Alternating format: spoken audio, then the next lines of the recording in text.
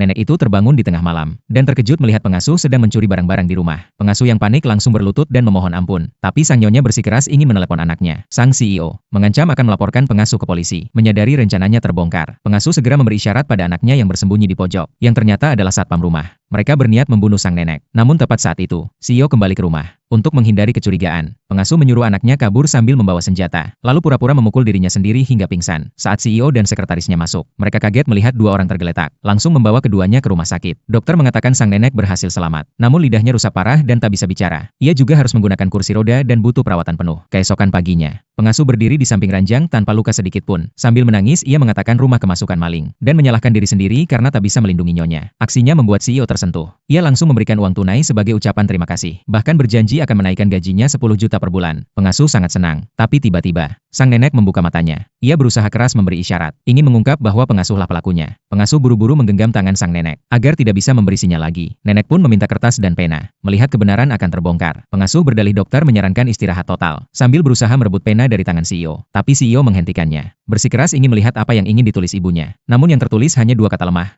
Tidak bisa. Sang nenek terus menunjuk ke arah pengasuh. Pengasuh langsung menjelaskan bahwa nenek tak ingin anaknya terlalu repot dan enggan mengeluarkan uang untuk menyewa perawat lain. Saat itu juga, CEO menerima telepon darurat dari kantor. Pengasuh dengan sigap menyuruhnya fokus kerja dan berjanji akan menjaga sang ibu. Sebelum pergi, sang ibu berusaha keras memberi isyarat agar mengusir pengasuh. Tapi pengasuh memegang tangannya erat, bilang kalau nenek hanya tidak rela anaknya pergi. CEO yang sangat percaya padanya, tak memahami maksud ibunya. Sekretaris juga mendesak karena waktu sangat mendesak. Akhirnya CEO meninggalkan rumah lagi. Begitu dia pergi, wajah pengasuh langsung berubah. Tanpa CEO di rumah, ia pun jadi semakin semena-mena dan kejam.